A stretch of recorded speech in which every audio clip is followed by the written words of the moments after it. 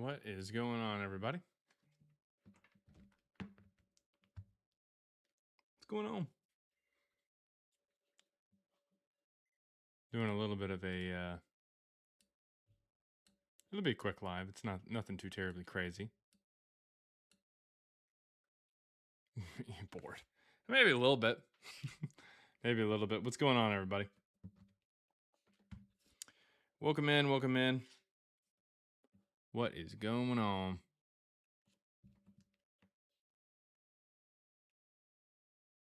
That better not be it. God damn it. Great eyes. Oh yeah, Sunday. Been we just doing a quick live, that kind of thing. Hardwork 83.95 already putting in Hello. work over there on YouTube. Super chat for $1.99 said, been chilling I do all believe weekend. Jesus existed. You know where. 1 second. Been Based chilling on all weekend, you historical know where. records. Just Based on historical records. dude, just hold up. I'm reading something. Just be quiet for like 10 seconds. Hardwork 83.95. Thank you very much for $1.99 over there on YouTube. Said, been chilling all weekend. You know where? Probably my mom's house. Says probably. To be fair, I'm not even really sure if this person is even like friendly at this point. I think they may just be like sending $2 just to absolutely just slam me every chance they get. No idea.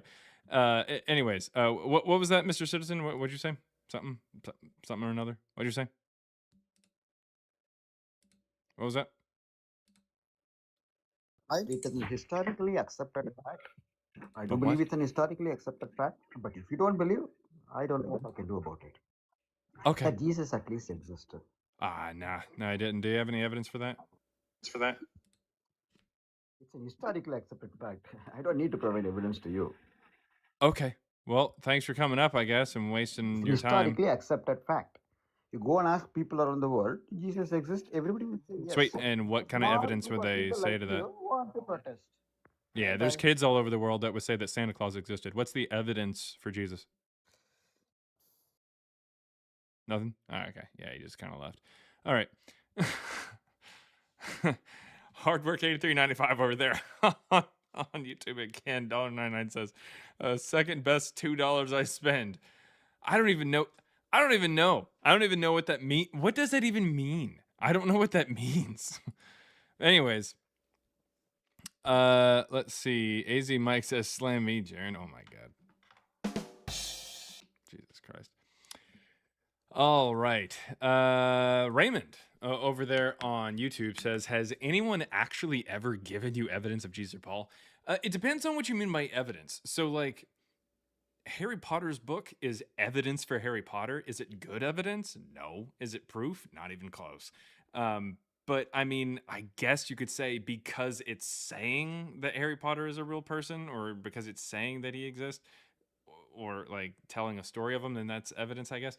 So, I mean, in that case, like if you open it up to that low of a level of, or that loose of a definition of the word evidence, then sure, people have provided it like every day. But is it good evidence or anywhere close to proof for Jesus or Paul? No, not in the slightest. Not at all. It's not how that works. Because I mean, that's the level of stuff that we get. Uh, Nothing that I can't very easily dismiss by showing a ton of evidences to why things would maybe be like interpolations um, into historical texts, or just wishful thinking from scholars today, or a misunderstanding as to when something was being written, or some biased thing explicitly from a church father in the mid to late second century at earliest. Or just a response to what Christians believe, like Lucian of Samosata, or the Babylonian Talmud, something like that. Or of course, then you get into like later on, like in the 6th century. Oh no, sorry, the 6th century we get like the Ethiopian Bible, and that doesn't mean anything.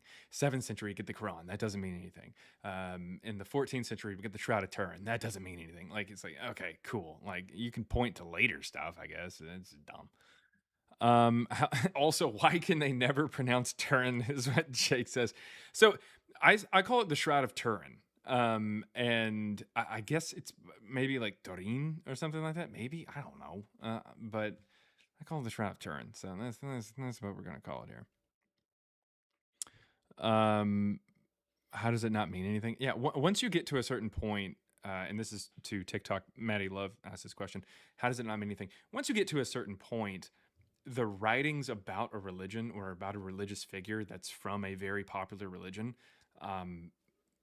they're not evidence for it. They're just evidence that people believe in it. In 166, Lucian of Samosata says, the Christians, as you know, worship a crucified sage. That in no way, shape, or form is a Lucian of Samosata, someone who's not even from that area, in the mid to late 2nd century writing satire books. In no way, shape, or form is that him saying, this guy actually existed, I looked into it, or I knew this guy, or I met an eyewitness, or anything like that. It's just simply saying, this is what they believe because that's what they believed. That's what that's saying. Yeah, and then of course the Quran, it wouldn't be evidence for Jesus. That I don't. How would that be evidence of Jesus? I would just as soon use the Book of Mormon as proof of Jesus. It's just later on someone trying to reform the Christian church, or they were vaguely familiar with some Christian concepts and stuff like that, like material from the Bible, material from the Christians, and so they just kind of ran with it and put their own spin on it. It's not really that big of a difference. Believer on TikTok says people don't die for what they believe is a lie. Yeah, they do. They do actually a lot. That's pretty common. It's very common. The Mormons did it. The Muslims did it. The Mormons did it. The Muslims did it. All kinds of people have done it. The Greeks did it. It's pretty common. It's pretty common. And also, there's no evidence whatsoever that the disciples are even real people, for the purpose of that argument. Anyways, present moment has been here for a little bit. I didn't even notice that you were there, man. But you've been. Well, it said that you weren't connected, but then it came back in. So really quick, Flex. Present moment, are you there? Here, I'll send you an invite. I don't know if he's. I don't even know if he knows he's there. Flex, what you got? Yo. Oh, 1 second. I think it might be a. Oh no, it was sounding like there was a echo, but keep going. Yeah, you said. You said your Jesus and Paul never existed, correct? Pretty sure it says that. I can't see well. Sorry. Well, I would say, like, what would be the argument against like the reliability of like the Gospels, as Saint Erman wrote about the Gospels Say reliability? Saint Erman. Sorry, Erman. Bart Ehrman. Sorry. I meant Bart Ehrman. Sorry, as he wrote like the reliability. I know that it was just a mistake, but did you accidentally say Saint Erman? No, I said sorry, and that sounded like Saint. Oh, okay. Yeah, so like then what's gonna be like the contingent with like Bart Ehrman's writings about the Gospels being like a reliable piece of history? Well, I mean, very clearly they're not reliable, and Ehrman doesn't really say that they're reliable per se. Yeah, in his book, not really. Books that he wrote, I mean, he quite literally quotes no. it as going to be like historical. You want me to bring well, the I quotes mean, in as the book? far as no, he believes that Jesus is historical, but to say that the Gospels are reliable is he wrote the books beyond that me. prove that. Yeah, he wrote the books about how the Gospels are going to be like considered historical facts.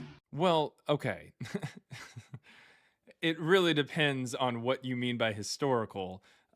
In no way, shape, or form do I think that Bart Ehrman says that the Gospels are reliable, unless he's talking about like reliable for at least some kind of core of the message or core of the story. But Ehrman, a non-religious person, would not just blanket statement say that the Gospels are reliable because it talks about magic and shit. So I mean, no, he didn't say that. He said like the chain of narration is like very solid in his book, right? The chain of narration. I mean, that doesn't really mean anything. Also, no.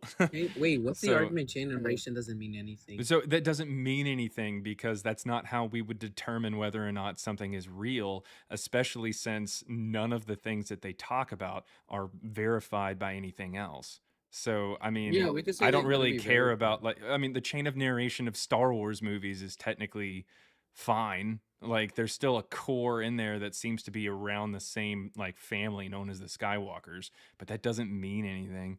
Like that's not Right, how we we could just determine whether or not the Skywalkers existed. yeah, but then we also have to take like the crucial part of the chain narration, right? We could also apply this as the time of Pontius Pilate, right? Considered to be the Roman Empire, who sorry, the empire, the king who was at the time being Still got it wrong. crucified. And Fourth time's a charm, maybe. I really don't care if you know Okay. what I'm implying. Yeah, so we can see that, and then chain narration, we could just say it's very reliable, or like at least helps to the point where we could see that these things align with What the history. hell does that have And to do with Pilate? We don't have anything from Pilate that says anything like that. are you okay? What did I just say? Steelman my argument. What I Oh, said. Stillman, your argument? Yeah, you're cutting in and out because I'm not hearing half of it. What you're Yeah, saying? Steelman my argument because you said it makes no sense. Steelman what No, I just said. what I'm saying is that Pilate doesn't have anything to do with what you just were talking about. You were Yeah, talking yeah, about the it chain definitely of does. narration, but that doesn't have anything to do with Pilate. Okay, Steelman what I said because you clearly don't know what I'm talking about. It doesn't matter. There's nothing Oh that we my have god, from that's a nice Pilate. track in There's there, nothing buddy. that we have from Pilate that talks about anything in this. Everything that we Wait, know buddy, about that's Pilate. No, not even what I listen. said. I don't give a shit. You brought up Pilate. There's nothing You're from actually pretty Pilate. bad at No, debating. I don't listen, know how you have listen, like a listen, whole account. listen. There's nothing from Pilate that lines up with what we even have from Pilate in the New Testament. So that doesn't have anything to do with it. I don't give a shit about whether or not like you can find some kind of chain of narration in some story that involves Barack Obama. Simply because we know that Barack Obama existed doesn't mean that the rest of that story is somewhat historically reliable or anything like that. That's not how that works. So again, if you can't give me evidence for like Jesus or Paul or somehow back it up by any kind of I don't know, first century information, then we're just going to go ahead and move on to somebody else. I'm not interested in the chain of narration argument because that's not going to get us anywhere if we're talking about things that don't have any other way to back it up. If you're just kind of saying because Yeah, so you're just that same dismissing. argument, no, listen, that same argument can be applied to other fictional material, other fictional stories. And if it can't be, then that means that there must be something that is backing up the Jesus story more so than like Harry Potter or Star Wars. And just cut to the chase and tell me what that is. Wait, why are you bringing up Harry Potter and Star Wars? You know what's Because gonna be like the no, differentiation? because those are all going to be fictional stories. Harry Potter, Star Wars, the story of Jesus from the New Testament, these are going to be fictional stories unless you can Yeah, show me that according there to is what? unless you can show me that there is anything holding it to reality or holding it down, Yes, we anchoring could it down say to that reality. generation has like an Ah, applicable not the way. We could what you said. The what has yes, an applicable way we could just define this. We wouldn't say that solely that the way we would define how it's gonna be reliable. okay. You're gonna have to just jump to the evidence. Jump to the evidence that suggests that. Yeah, according to Bart Jumped. Ehrman, the Okay, I Gospels are don't gonna be give a like shit about reliable. what Bart Ehrman says unless you Wait, can I'm going with unless if you unmute when I mute you, you're gonna be disconnected and I'll just move to somebody else. All right. Listen, I don't give a shit about his opinion. I want you to give me the evidence that he provides that suggests that that particular understanding of the New Testament is different from how we could apply that to Harry Potter. I just Because, told you, Steelman, what I said. okay, answer my question or move on. I just told you. All Are right, you tracking? sweet. That has nothing to do with what we're talking about. Nothing. What you're talking about has to do with how information gets passed from one person to another. I understand that, but you could use that to assume that J.K. Rowling had information from someone else. That has nothing to do with what I'm looking for Jesus or Paul.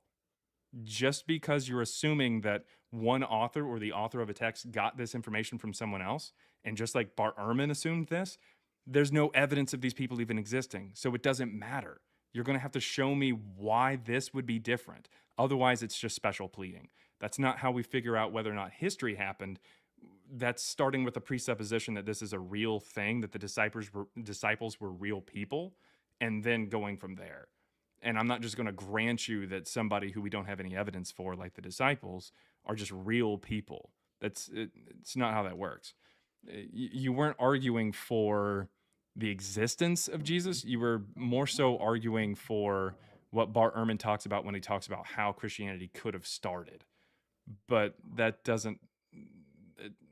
That's just like a model based off of the presupposition that Jesus existed. That's different. All right, Jerry, how's it going?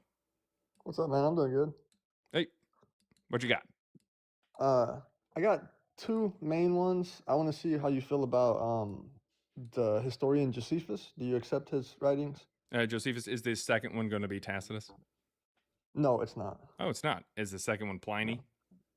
No, it's not another historian. Oh, interesting.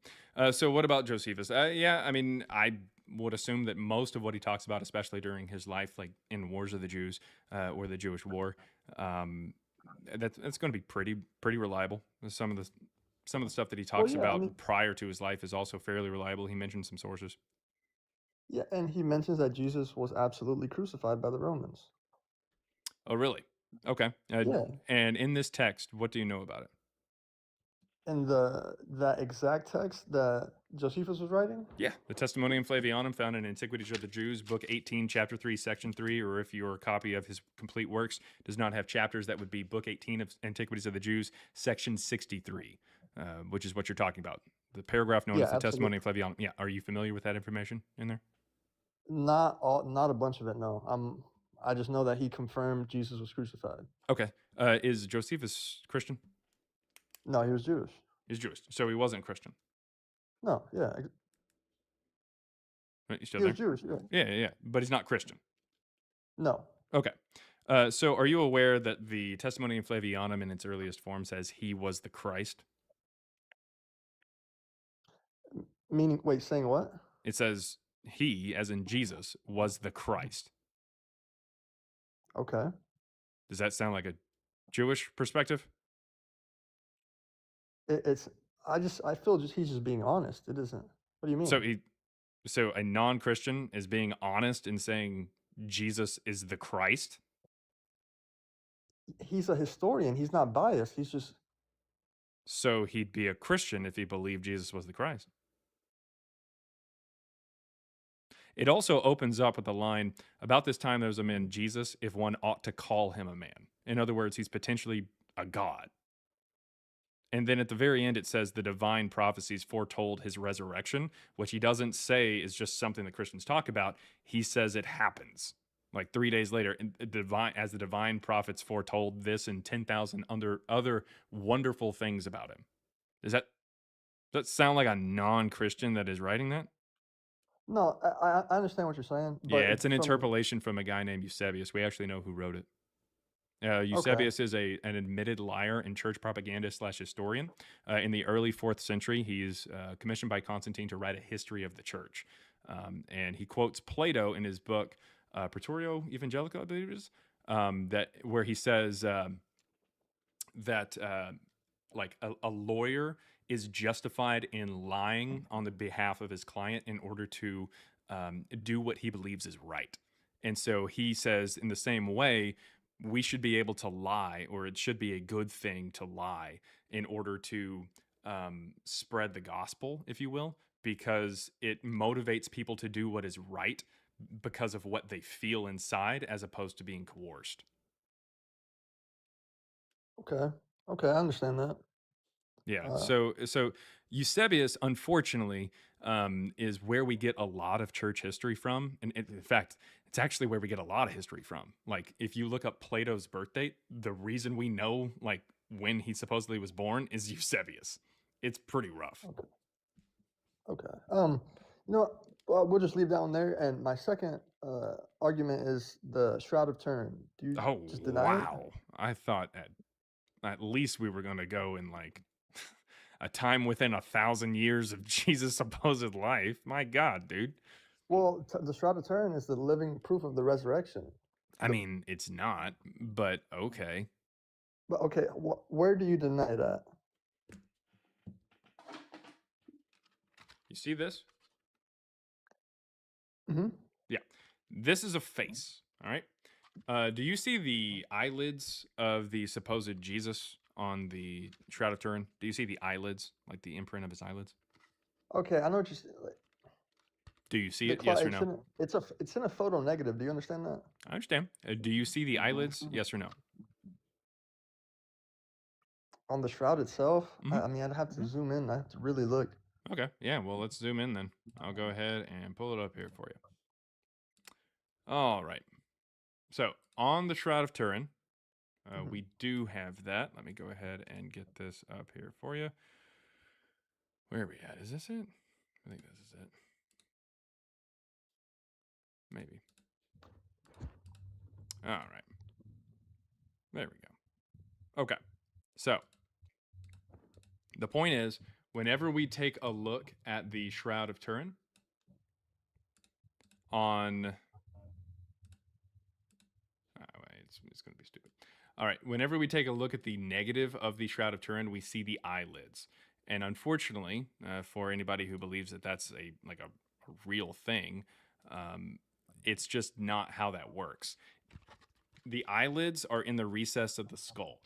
So if you had a sheet that was laying over somebody who had like blood or dust or mud or something covering them, the sheet itself would be over the eyes by just laying on the eyebrows or the forehead, and then the cheekbones, and then the nose. You wouldn't actually get that unless it was pulled skin tight. Now, if you manage to get it pulled skin tight, once you lay it flat on the sheet, it should look like this. Unfortunately, that's not what we get. We don't get that at all. Whenever we take a look at the Shroud of Turin, it just doesn't look that way. But do It you looks as understand if that when it looks as he was if you were buried in just full taking blood, say what? his body wasn't clean beforehand. He was buried in blood. Yeah, that's the problem. We see the Shroud of Turin as if it was just something like we were looking at. But what we should get is something like the Mask of Agamemnon, like this. This is an actual funerary mask where we get the sides of the head. We wouldn't get that with the Shroud of Turin. We would get something that looks a little bit more like this, like off to the side, because a body, a head, a torso, arms, legs, fingers, everything, it's 3D. It's three-dimensional. Yeah. And you can't get a two-dimensional image of a 3D image or a 3D object and lay it flat and it looks like you're just looking at it. That's not how that works. If you were to cover a basketball or something like that, if you were to cover a basketball in paint and then wrap a white sheet around it and then lay that sheet flat after it got the imprint of the basketball on it, it wouldn't look like a basketball just sitting there. It would be all spread out. It would get the sides and the back of the basketball and everything, or at least the sides of the basketball. It wouldn't look like you're just looking at a basketball in front of you. Does that make sense? Like it would I do be to understand. the I understand side. what you're saying. Yeah. So this is very clearly a painted image, highlighted here on the right, because it's not what it should look like. It should look like this. If you got a 3D object like a body, wrapped it in something that then lays flat in a 2D plane, you would get something that looks very different from this. It doesn't make any sense. Where I mean, I feel like it doesn't make sense to you because you're denying the resurrection. The only way No, it's it's not explained that. It's is not a I'm not just denying the resurrection. I deny that the guy existed. You can't really resurrect if you weren't walking around. but But that's what I'm nevertheless, saying though. it's not that I'm denying the resurrection, and that's why this doesn't make any fucking sense. It's because it doesn't make any fucking sense, and it's not. This isn't evidence of the resurrection. This isn't even evidence that he was real. This is very clearly something that is made. It's artwork, which is why it It's dates to the not 13th though. century. It is. Nobody in the world can recreate it. They Like it's have. Luigi Marcelli did it in 2009. It's not the same. There are so many differences. Do you not understand this? I don't think you know what recreate means then. Because like Bro, we can this image is listen. 0.2 We microns can into the fabric. Do you understand that? Around the whole thing. Humans cannot get that okay. detailed. Do you First understand of all, that's bullshit. And yes, we can. Okay. It's been done multiple times with the most recent person, or at least the most famous recreation done by Luigi Marcelli in the 2009. I know Luigi. The reason bro, why Luigi, the reason why we know this is fake is simply just looking at it. You don't have any response to this looking the way it looks because you're so caught up on every other piece of weird pseudoscientific bullshit that you've heard from arguments before, but they don't address this very clear problem of how a 3D object could look like this whenever it's supposed to look like this. You would not get the eyelids. You would not get just in general, you wouldn't get the eyelids. In general, you wouldn't even get like each individual finger. That doesn't make any sense. That would mean that it's somehow like wrapped in between each finger, like they took time to. That doesn't make any sense. You No, it wouldn't get does, that. because it The was only way a that it nuclear would, the way blast that, that even made the image okay, of well, it. a nuclear blast would still get the sides. You would still get the sides. Not to mention this nuclear blast, even if it was just like a certain portion of his body, the arms are not like this is like what we see, like the kind of the sort of the top or something, but very clearly they're turned, right? It's not like he was just like this or just like this, like straight armed or something. They're turned, which means it's not just coming from one side or angle of the body. It's absolutely something that we would have got like the sides from, is the thing. Again, this isn't a thing. Look at the hand, dude. Like, just it's not even like a normal size hand because they're trying to cover the junk. Like, I don't know how to tell you that the Shroud of Turin is absolutely 1300s artwork. Like, it's artwork. And this nuclear blast theory or whatever that just came out over the last couple of years, it's such horse shit because it comes out from people who literally tried to say in 2014 that they tested the blood and it came back with all these different results. And actual scientists were like, you guys fucked up royally. And they retracted their article because they were so embarrassed. But then and then they came back the next. They came back 8 years later. No, yes, 8 years later in 2022, still saying a whole bunch of horse shit about how the Shroud is real. It's just a whole bunch of like Italian Catholics, like really conservative people. The Catholic Church themselves don't even. They stop short in talking about how the Shroud is real. Ever since 1988, after the study came back that carbon dated it, the Catholic Church changed their stance on it. They changed their mind on it, which is why like Francis doesn't say it's real. I understand that. So many people deny the Shroud because of the carbon dating, but in 2017, no, I deny it because it's fake. Like Freedom of Information Act. Nah, I just deny it because it's fake. Like it, and the Freedom of Information Act doesn't have anything to do with Italy. But so that's horseshit. That for a FOIA request, and it came out that the things that they were testing were the repaired parts of it. What do you mean? No, that's not a thing. That doesn't apply in Italy. No. Freedom of Information Act doesn't apply to Italy. No. What? Sorry. I mean, the British Museum was the one that issued the subpoena. Cool. That wouldn't apply in Italy either. That's not how that works. Well, so that being said, the reason that we know this is fake doesn't have anything to do with all the weird bullshit that they're trying to peddle and try to push into your brain that you very clearly fell for. The reason we know that it's bullshit without ever having to look at anything else, all the different pollens that very clearly come from all over the world, the DNA from a marine worm off the coast of Canada, all these different reasons why this is very clearly fake. Just look all past that. It doesn't matter. The one thing you cannot answer is why this right here doesn't look like this right here. Because this is an actual funerary mask. This right here is the negative of the Shroud. It should look like this. This is not at all, or highlighted over here, it is not at all how a 3D object like a body or a face would appear when laying flat on a 2D surface like a Shroud. I don't give a shit if you have an argument against the 3-to-1 herringbone weave, which requires the technology of a loom that comes from the Middle Ages. I don't care if you look past the 1980s carbon dating of different pieces that the Catholic Church was okay with. I don't care if you fall for the conspiracy theory that the Catholic Church actually kept a record of a fire or something like that and repairs that were made, and then apparently they just decided to hand over the repaired parts and then change their stance on something after the repaired parts come back as non-authentic. I don't care if you look past the DNA problems with the marine worm off the coast of Canada. It doesn't matter. It is still fake because of just looking at it. It is not real. it's not real at all. All So right, I appreciate you, man. You're denying my thing, but I'll now be back in it's here. not that I'm I denying it; appreciate it's it. that you have fallen You for absolutely bullshit, are and you are denying. still Sure, correct bud. because it's bullshit, and he ran. That's how that goes sometimes. All right. If anybody has any evidence for Jesus or Paul, come on up. This is just a short live, hence the fact that I'm not wearing the cowboy hat. Whenever I'm not wearing the cowboy hat, that means that I don't plan on being up here very long. But if you've got some evidence, come over here to TikTok and we'll talk about it.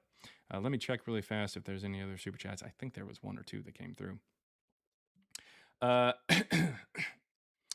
Let's see. Hard work 83.95 sent $1.99. Thank you very much. Says Litva YouTube video says P69 is Marcionite. Thoughts? Yes.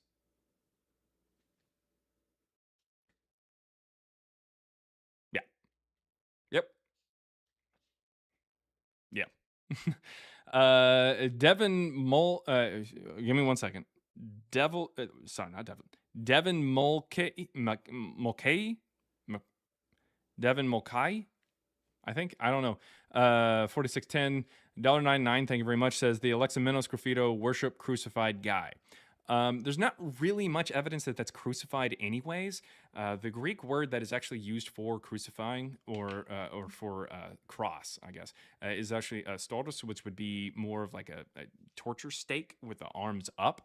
So seeing something like that doesn't necessarily imply that he's crucified. There's a bunch of lines and stuff like that are all over the place, and they're cracks. You can actually take a look at impressions of it where there's cracks all over the place. So it's not necessarily a fact that it's crucified. Even if it was, it doesn't matter. It doesn't say Jesus. It doesn't say Jewish. It doesn't say Christian. It doesn't say Christ or anything like that. It just says Alexamenos worships his God. In fact, there's some scholars who believe that the face on there is not a donkey but a jackal, and there's plenty of animal-headed gods there from Egypt and shit like that. So it's not really that big of a deal. Not to mention, even if that was something specifically about Jesus, it is something that dates to about the 3rd century, so it doesn't really matter too terribly much. The earliest inscription that says anything about Jesus dates to about 239. It's on the floor of a Megiddo prison. It's that was repurposed as a church. It's a mosaic that says Jesus is God in Greek, and that dates to about 239. So about mid 3rd century. So it doesn't really matter. It's just evidence of Christians being in that area or Christians in general. It's not really that big of a deal. But yeah. I mean, it's interesting. It's kind of cool looking, but even if it was Jesus, which I'm not convinced, even if it was, it doesn't do anything. All right. Let's see. Locke on TikTok said, "What's your proof about that? I don't know what that means." And then said, "That's just a claim." Heady Artist says, "Happy Father's Day, fellow heathens." Well, yes. Happy Father's Day to all of you dads out there. Thank you very much for swinging by. This ain't going to be too terribly long of a live. I've only got a little bit longer, but if you've got any other evidence for Jesus or Paul, I'd like to hear it. Request up there on TikTok. Link is in the chat there on YouTube if you want to come up. If you want to come up. But that's if you want to come up. Alrighty.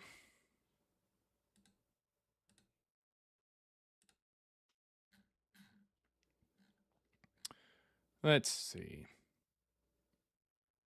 Yeah, they're on YouTube. If you do want to come up, you can. The link to the TikTok chat, which is how I take guests, is there in the or the TikTok channel that I take guests on. It's there in the chat. You can click that and join up. If you're on TikTok, come on up, request up. I want to hear from you. I do want to hear from you. Crunton Bump 3 says, "Jaron, you need to spread the word to X users if they yearn for this knowledge." I'm not doing shit on Twitter. That's not happening.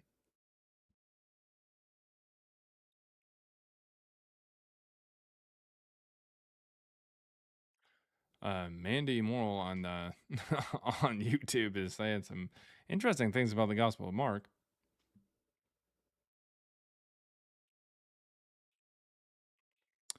Let's see. Scared of Twitter. No, I just don't want to support. The same reason I don't go over to True Social. I don't support Nazis. All right. Do it on Facebook instead. Nah, I'm good. I mean, I think I've seen a deconstruction zone over there on Facebook. I saw that he was on Facebook. I was like, holy shit, is that Justin live on Facebook? The hell is this? It was actually kind of cool to see him over there. Let's see. But yeah, if you're over on YouTube, click the link and come on up. Or you can send a super chat. If you send a super chat, I'll read it and respond to it there. The most recent super chat was from somebody who was talking about the Alexamenos graffito, trying to give some evidence there for Jesus or Paul. But yeah, if you send a super chat there on YouTube, I'll read it there. All the boomers will not be happy. Oh yeah, do it on Rumble. I don't even know what Rumble is. What's Rumble?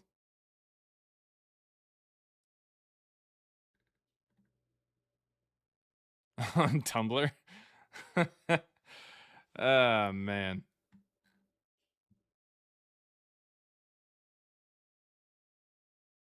Where banned people go. Just cooks those Christians raw. Oh yeah, but he gets them boiling. Let me tell you. Sounds like yeah. Let's get ready to Rumbler. Oh my god. Yeah, Greyaz. It does sound like a wrestling platform. On Grindr, can you go live on Grindr? Is that a thing? I don't think you can. I don't. Look, it's Pride Month, but I don't know if I want to go live on Grindr. I don't know how that would work.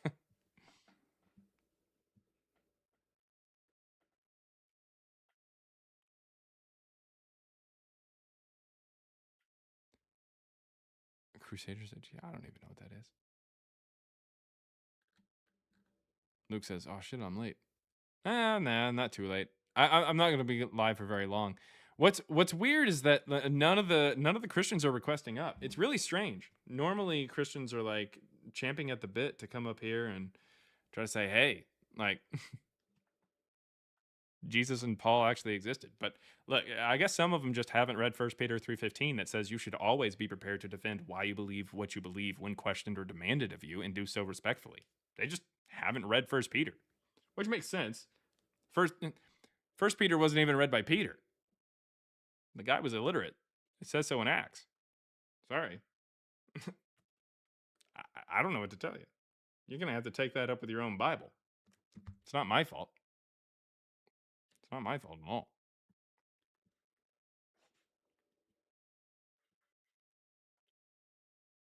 Didn't you say Bethlehem wasn't a place at Jesus' birth time? No, not Bethlehem, Nazareth.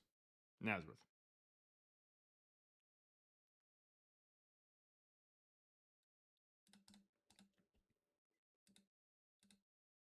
Yeah, we definitely don't have any evidence that Nazareth was a place at the beginning of the first century.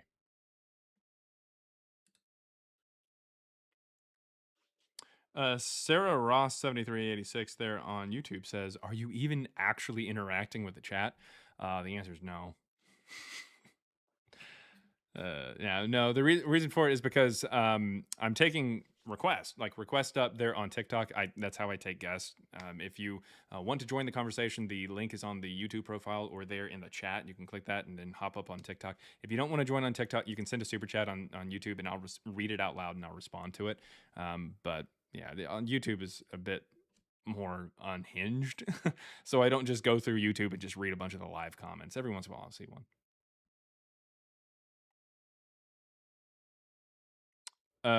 Mog XXY on YouTube says, "Jesus is king, bro. I will debate you." Well, then come up here and talk about it. Just join the TikTok thing. No one's requesting, so you're free to do it. You'd be first in line. Come on up. I'm not going over there late at night. Yeah, no worries. No worries. It's all good. I think Jim is in there. Oh, and Storm. Jim and Storm are just fighting the good fight over there on YouTube. That's funny.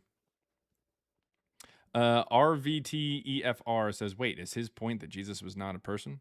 That is correct. I believe that even the natural Jesus and Paul as presented by the New Testament did not exist.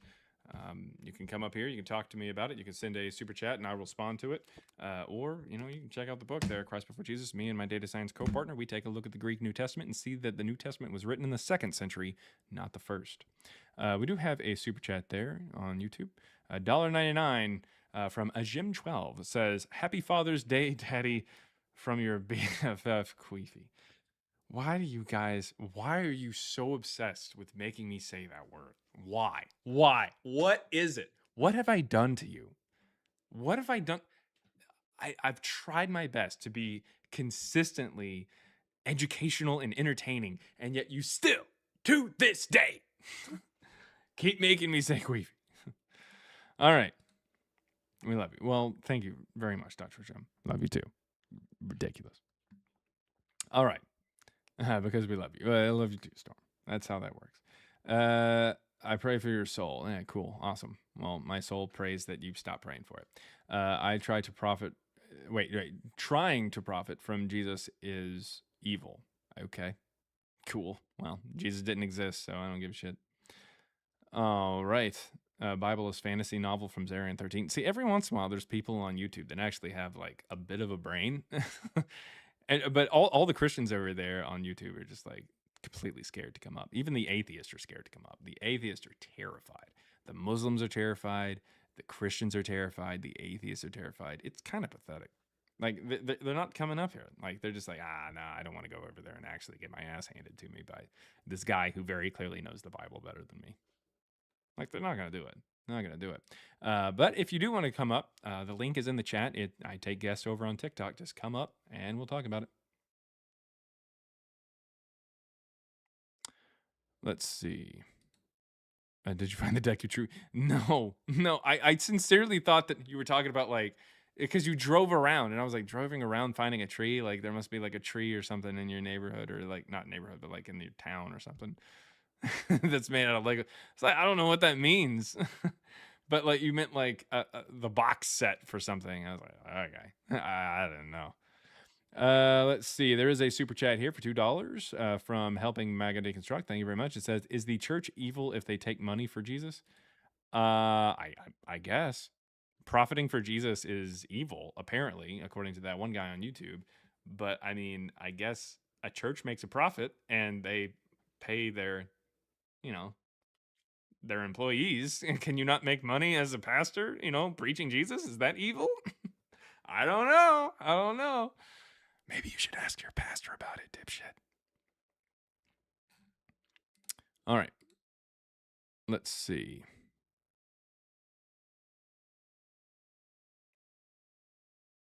Wait till he hears about how churches. Yeah, churches probably. Yeah, no one tell him about Joel Osteen.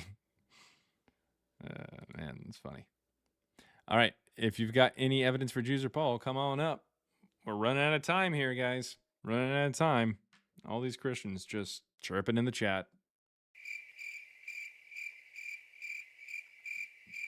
If you do happen to make it over to TikTok, or if you're on TikTok and you want to request up, the request button should be right about there somewhere or down there. Come on up. Just hit that button, request up. We'll talk about it.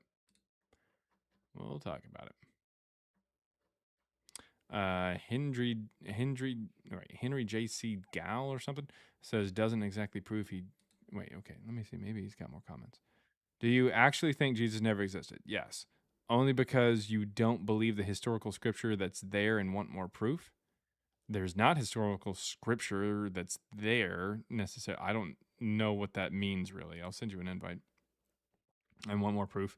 I want some proof. I don't know about, I guess, more than zero. Yeah. And then finally, doesn't exactly prove he didn't exist. I don't even know what that's attached to. You just kind of said that. But yeah, if you want to come up, you can request up or just accept the invite. All right. Eternal One there on TikTok says they are historical event humans that no idea what this person's even trying to say. They are historical event humans that were alive and many witnesses saw them. God damn, you guys are dumb. I mean, they're not sending their best. Like they're really not. Like this is what Christianity and atheism and stuff like that has to offer. God damn. Come on up. Because this is bad. This is really bad. Brian Fox says, have you ever debated a historian on this topic? Yes. Yeah, headbutted the keyboard with that. Yeah, I don't know. Yahweh's best. It sounds like some kind of chocolate chips that taste like shit because they're cooked over shit. Honked on aquaponics. Honked.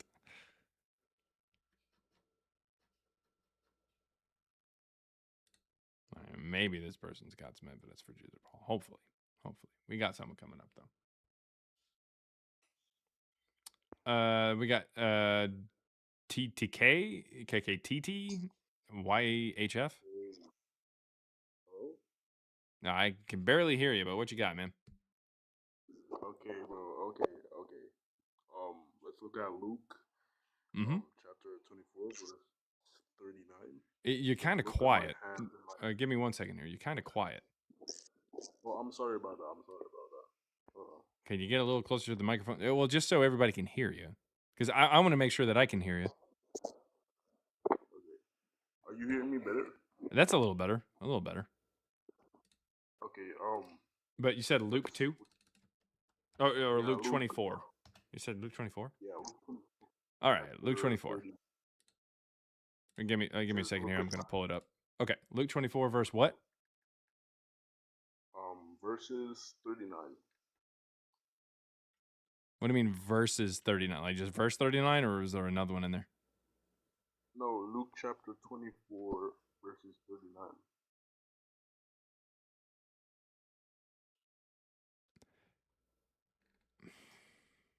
All right, so a singular verses. Okay. All right, so 39. Look at my hands and my feet. See that it is I myself. Touch me, giggity, and see. For a ghost does not have flesh and bones, as you see that I have. What about it? Bro, come on, bro. Come on, bro. This is evidence, bro. You can even look at John. What are you talking about? Well, it's pointing that his flesh, he was in the flesh, he walked on earth, bro. Come on, bro. That was your argument? You pointed to a part of the book and said, look at what this character is saying. It therefore happened? That was what you were saying? Was that your entire point?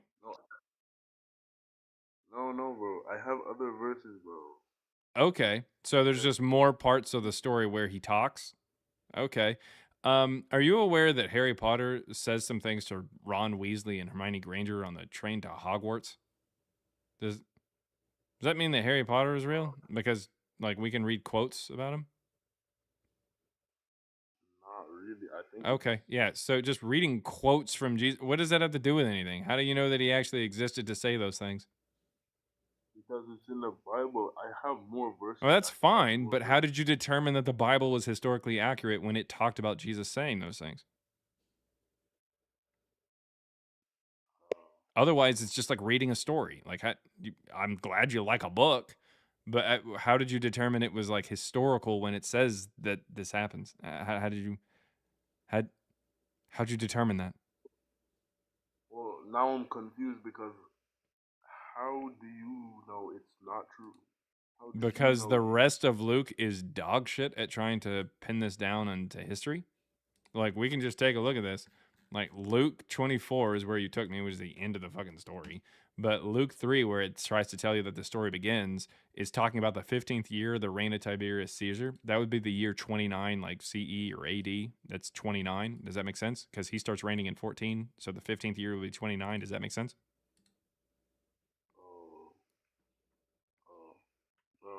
You follow me here? It's just hard to believe that, bro. It's just hard to believe that. Okay. So it's hard to believe that the 15th year of the reign of Tiberius Caesar like corresponds with the year 29 on our calendar. Do you No, I understand what you're saying. Okay. Do you agree with that, or do you need me to like back that up and like show you? No. Well, you can back it up, please. Okay. So Tiberius Caesar, or Caesar Tiberius, doesn't really matter. Oh, snap. Okay. Let's see here. So Tiberius Caesar. Yeah, we're just gonna fucking type it. Okay. He reigns starting in 14. 14, right here. 17th of September, 14. And he stops reigning in 37. Well, Fair enough? What? What does it mean? Exactly what does it mean?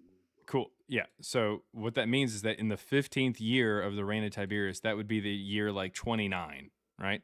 29 or 30. You following me here? Yeah, I'm following. Okay. Yeah. So that's what it's saying. It's trying to establish like when John the Baptist starts and everything like that, and then Jesus like gets baptized and shit later on. So the point is, when Pontius Pilate was governor of Judea, that lines up because he was Pontius Pilate was the governor, the prefect there in Judea, from 26 to 36. So that lines up with the year 29, right? It Right? does. What? Hold on. Okay. It does. It should be. Okay. Sounds good. All right. And Herod Antipas, this would be Antipas here, was ruler of Galilee. That lines up as well. His brother Philip, ruler of region of Iturea and Trachonitis. That's perfectly fine as well. Here's the problem. Lysanias, the ruler of Abilene. So unfortunately, Lysanias, he dies in 33 BCE. Yep. Bro, wait, what's the site that you're getting this from, actually? I mean, the actual source itself. Let's see here. We can. Josephus' Antiquities, the Jewish War, coins available. You can actually see some of the coins. Let me see if we can go to a link for one of the coins. Yeah, there you go. You can actually like get coins and stuff. You can see the pictures of them. Let's see if we can find Lysanias. Yep, there it is. From 40 to 36 BCE. Pull up a. There he is. God damn, look at the schnoz on that guy. Yeah. Bro, okay. I'm good. You have this site, like, you can, like, share it, actually. I mean, you can just look it up. Lysanias dies in 33 BC, so that's 60 years. That's 60 years before the rest of this material here. So Luke is dog shit. Like when it tries to tell you this is when this happens, he can't even pinpoint a time. He's awful. Okay, bro, I'm gonna visit this site right now, bro. I need to research this, bro. Hey, I'm not gonna give you a hard time, but I need to research it, bro. Okay. That's fine.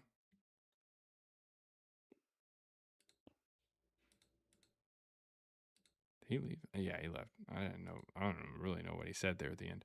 But anyways, yeah, and Luke, not you there, not you. Not all Lukes are dog shit. I'm just saying the author of Luke, the book of Luke here, the Gospel of Luke, the author is very clearly dog shit at trying to piece together when this stuff happens. It's pretty bad. Let's see. There on YouTube, you got somebody says he blocks me when I comment. I don't even know who that is. I don't know who you are. Right before that, there's a comment that says Jesus did exist and still do. He is God. Well, if he exists, ask him to help you with your spelling and grammar. That'd be terrific.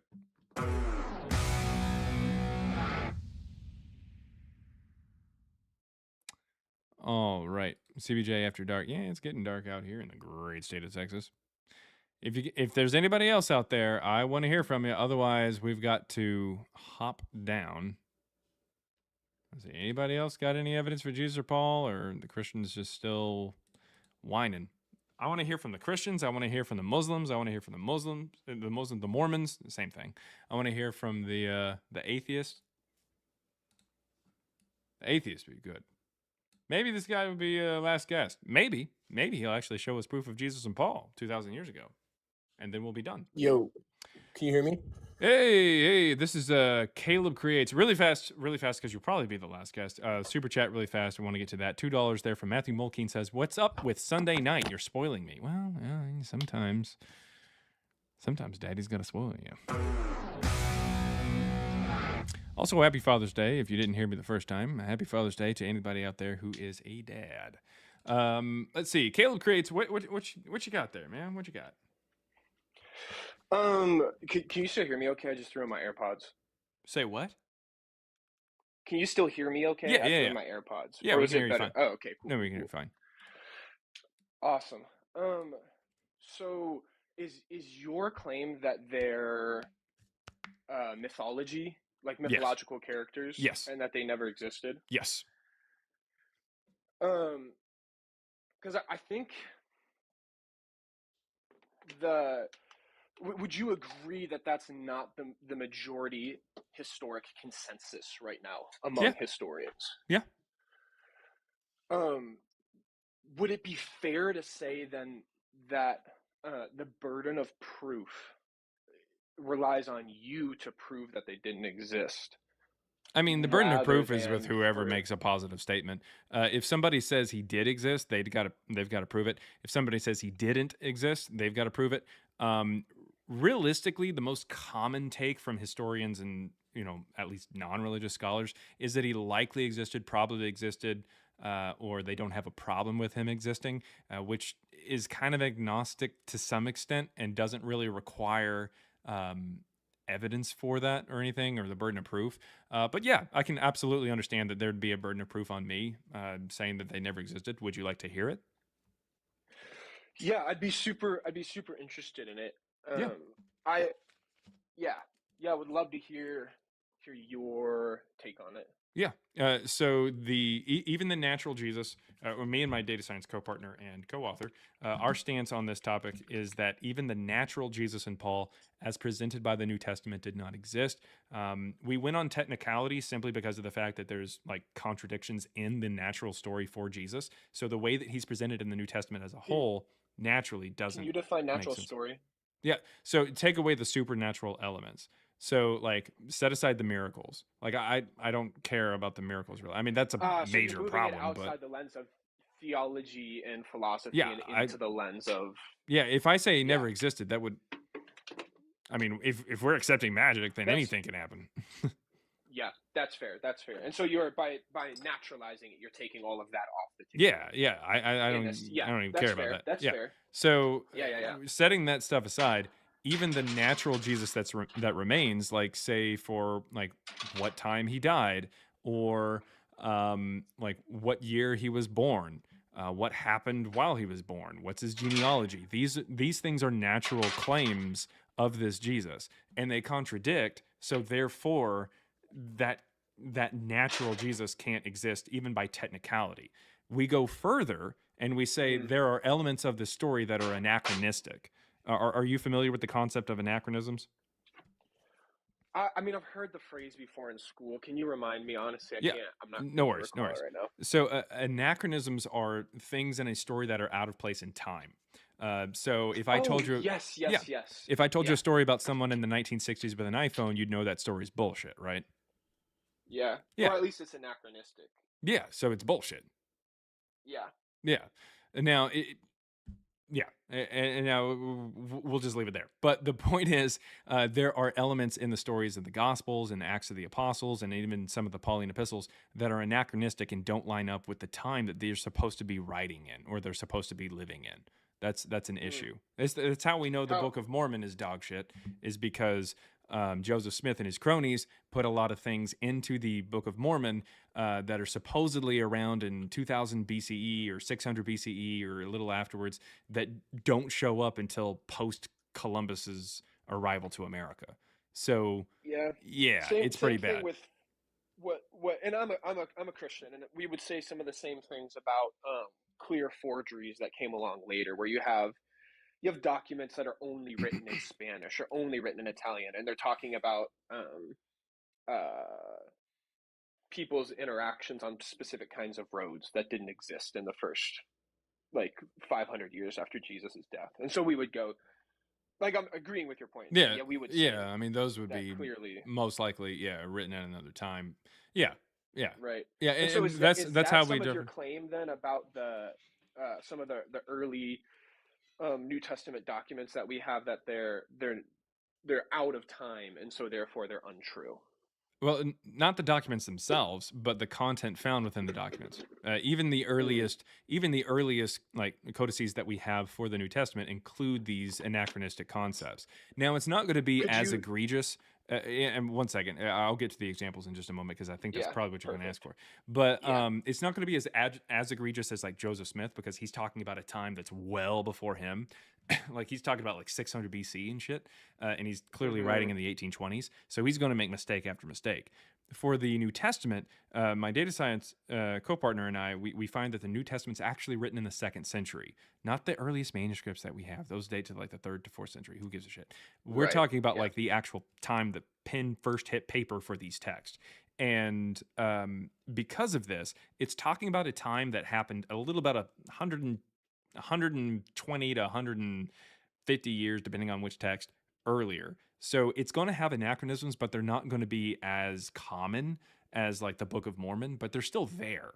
And more Right. indicative of like a fictional story. So one of them is, for instance, rabbis. The first rabbi is Yohanan ben Zakkai in 70. That's what the rabbinic writings, like the Mishnah and the Talmud, that's what they explain, especially in the Mishnah. The first rabbi is in 70. That's when Yohanan ben Zakkai gets permission from Emperor Vespasian to create the first rabbinic school to continue Judaism, but outside of Jerusalem, which had just been ransacked and the temple Yeah. destroyed. Right. Yeah. So Yeah. I'm familiar. it starts in 70.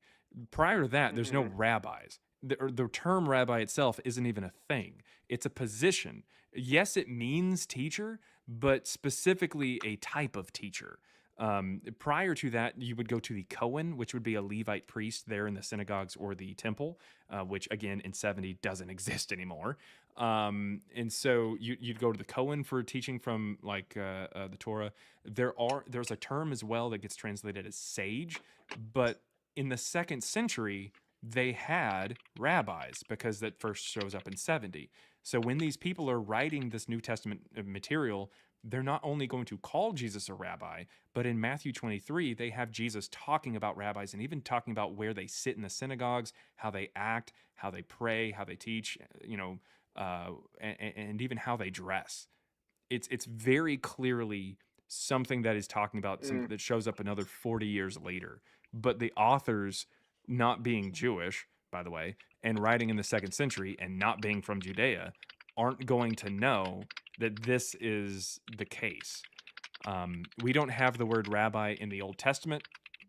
It's not in on any text or fragments from that time. It's not in any Jewish apocrypha. It's not in intertestament books. It's not mentioned by Philo of Alexandria. Josephus fucks off to Rome in 70 after the First Jewish-Roman War's over, so he never uses the term.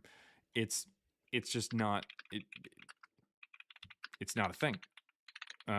He would have died before ever like really coming in contact with rabbis or anything like that. Yeah. So most likely.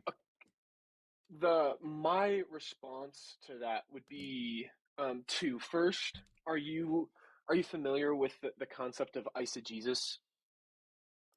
How would that have anything to do with what we're talking about? So I think it I'm gonna ground the ship in a way that's not. Please. Yeah. Go ahead. For anybody who's watching that doesn't know, eisegesis is when you impose some of your preconceived notions, biases, or even like cultural perspectives into a text as you look back at it. And so I think because the term rabbi, and feel free to fact check me on this because I'm recalling it from memory, but I believe that the word rabbi did exist in Jesus's day, and it wasn't an official title. Because you're absolutely right that it became an official ordained title around 70 AD. Where is any evidence of it being used prior to 70? In what way? Any. Well, just literally translated, it means teacher or great one. And so the word, like, the idea of great one or a teacher certainly existed in that culture prior to that. That's an absurd way of saying that the word was used. No, the word was not used. Again, if you went to a teacher of the law, they would be a Levite priest because you were under Mosaic law because there was a temple. Yeah. There's a word that they use that translates in English to sage, but there is not. There is no term rabbi prior to 70. Right. The title rabbi certainly was emerged and made as an official office then. Yeah, that's what Jesus is talking about. He even discusses their clothes. Like what? Even if it was a word that like just meant something else that we don't see anywhere in the past, I think you're just reading an AI thing that's just trying to hallucinate and say that it was a word prior. No, like there's no evidence whatsoever that it was a word prior, even in just like a colloquial, just a casual term or something like that. Like yeah, so that's that would just be, a that would weird be like apologetics kind of thing where they're just kind of making it up out of thin air. Like no offense, but like legitimately there is no evidence whatsoever to say, oh, it existed but it wasn't an official title or an official position. That's what I'm saying. No, that's where are you getting that? If it's never used before 70, where is anybody getting the idea that it was used at all? Like if we don't have any evidence being used, no evidence of it being used, you can't just say, "Oh, it was used." First of all, you're just making that up. The second one, but in this way. No. You're telling me how it was used and we don't even have any evidence of it being used? You're just what are you talking about? Like, no, it's just an apologetics thing. It's not you. No offense to you. It's not you. You're just looking it up on AI, and it's like bringing up some apologetics or just hallucinating because we don't have any evidence of it being used until 70. That's the problem. Right, and so my claim isn't that, and I'm not using AI just for the record, but my claim isn't that it's a recorded. My claim is that it's a part of the Jewish language, and that Where? it was likely a colloquialism that existed. What do you mean likely? in that Where? region. Where do we see this? I'm basing it off the theory of language. So there are words that appear in manuscripts, certainly around that time, that were used by that were not used by higher class people, right? And so the educated people, because people are mostly illiterate, so people will look back at our conversation right now and hear words in 2026 that common folk like us use. Okay, That so again, there's no there's no evidence whatsoever that it was used in the first century. There's not a manuscript from the first century. There's nothing from the first century that says the word rabbi. So is your claim then that the word was invented, just came about magically in 78? Specifically for the position, yes. That's what the Mishnah says. The first rabbi, the first rabbinic school is there. Why would they be using the term rabbi as something else that they just mean now it's a position? It's like, oh yeah, in pre 1776 America, there was some guy walking around and you just colloquially just like, hey, casually just said, hey, what's up, president? What's up, president? And then eventually we're like, hey, let's go ahead and like unelect a president. Like, what are you talking about? So you think words like that are just people just make them up for new things? It's based off of things. Like for instance, a computer is a concept of it's a machine. But like the word compute itself, it means something. Like you can define what a computer is, and you can even look at the word and say it strictly means something that computes or analyzes or calculates.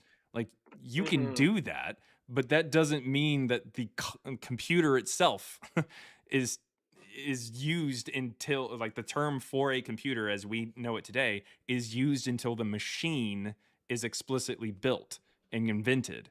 So yeah, there may be something that's close. Like we use the word compute a while before we use the word like computer.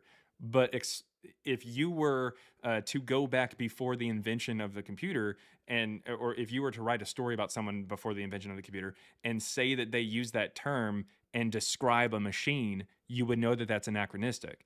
Jesus is explicitly talking about someone who is sitting on the Moses seat in the synagogues and wears phylacteries on their tassels to make them long. So I mean, I mean, he's explicitly talking about like the position. So what's your angle though? Like, you're trying to prove that Jesus isn't real? Yeah, man, that's And the red letters. Anyway, keep going. can I? And so, okay, so even if I grant you that point, and I say that there was No. That red. I'm sorry, man. The guy above you just you're good. Yeah, running in his mouth. Just wait your turn, Jorge. That's fine. Just wait a second. Go ahead. So even if I grant you that point, and I say the word rabbi didn't even evolve, it was never even a part of the lexicon in that area at that time. I mean, the root of it to some extent, but that's not a. So, but this brings me to my next point. It's all a part of the same. And so even if I grant that point and I say, okay, cool, like, we could probably find common ground, and you would probably secede the point that some sort of root or slang probably developed over the course of the first century, and then we see it used formally in 70 AD, even if the word rabbi wasn't actually used. Cool. That still doesn't mean that Jesus was talking about the position in 40 years before that position was created. So that's even if you want to argue that there is a piece of this word that was used in a different colloquial sense, which you don't have evidence for, even if I was to grant you that, Jesus is explicitly talking about this in Matthew 23. If it was just some term that was every once in a while thrown around and even used for Jesus every once in a while, okay, I wouldn't really have like too much of a leg to stand on. So you could make some claim that like, oh, they just kind of use that as like some kind of term of endearment almost, or like a oh, you're just kind of a small town teacher or a small time teacher or something like that. We'll just use that word. Okay, but he's explicitly talking about them in Matthew 23. This is where it becomes a problem because it's not just vague. He's giving more detail. Yeah, so then that's where I would go to the next point that I was about to say, and I think they roll together. Sometimes we, when people are recording history, particularly, and to your point, it probably wasn't written down, or at least finished being written down until the 2nd century. And so, in keeping of so you don't think that any of the disciples wrote these things? You don't think Matthew wrote Matthew? I think that it was they were Matthew's ideas. Okay. Because you know that like not all of them wrote and read, and so even at the end of Paul's life, we have pretty good evidence that even though he was one of the super educated ones, that he was dictating a lot of the things that were received, that they weren't being written by his own hand anymore. And so church tradition would hold the Apostle Paul. Okay. That he was dictating his writing. And so it's not necessarily... It would still be in his same style, so... Right, yeah, they're still Pauline because he's dictating them, right? And so it's not... For church tradition, that's not necessarily an issue of, like, did Paul's hand write them? But that we will end up down a rabbit trail, and I won't be able to land this plane that I've kept in the air for too long. Okay. And so the point that I was going to make is that I think it's super possible for somebody to look back at as that tradition is being passed down and handed on, and ascribe that title to somebody retroactively. So they just misquoted Jesus then. And also that title wouldn't be a thing if that wouldn't apply in 30. No, okay. What you're talking about... Do you understand what I'm saying? Yes, but it still doesn't work. Because people have made this argument before, albeit in more succinct ways. They tried to say that they are using a colloquial term post-70 because Matthew is written post-70. So therefore, they're using a term that would be more well-known or more in use, I guess, at the time. Like people... it's more in vogue, so like people are going to know, okay, this is what he's meaning. The issue is the fact that he's still talking about the position regardless of if he's like, oh well, people don't know what the word for sage, they use the term rabbi now, so I'm going to kind of modernize it a bit and I'm going to put in the word rabbi. No. which we do in the way we write history. But right again, now. it's still wrong because he's talking about a position of rabbi. Yeah, Regardless where of is he like talking about that position? in Matthew 23. Matthew 23. Yes. In the woes. In what verse particular are you saying? Are you pulling? I would love to. I think it's like pull that up Matthew and 28. hear I you. think maybe 8. Let me see if I can pull this up here for you. 23:8. I think it's 8, but yeah, let me see. But you are not to be called rabbi, for you have one Oh teacher, shit! and you are Yeah, all look at that. brothers. Well, I missed it by a little bit. It's 7, but technically the word 7. rabbi is in there as well. And to be greeted with respect Yeah. in the marketplace, and to have people call them rabbi. The specific things: the phylacteries broad and their fringes long. There's in verse 5. He's explicitly talking about like how they dress. It talks about like where they sit in the synagogues. Let's see. So verse for 6. the priests, Yeah. the priests and the scribes, Mm-hmm. would they have had long fringes and tassels? Now the in their rabbis vestments? sitting where the sitting on the like the Moses seat is what he's talking about there. The best seats in the synagogues. This would be Right. This is Which this would is have the Moses seat, which again sure. itself is Which anachronistic because it doesn't show up until after 70.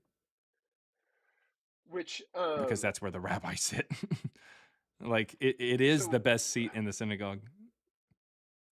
go ahead. I don't want to interrupt you. No, that was it. Like the Moses seat.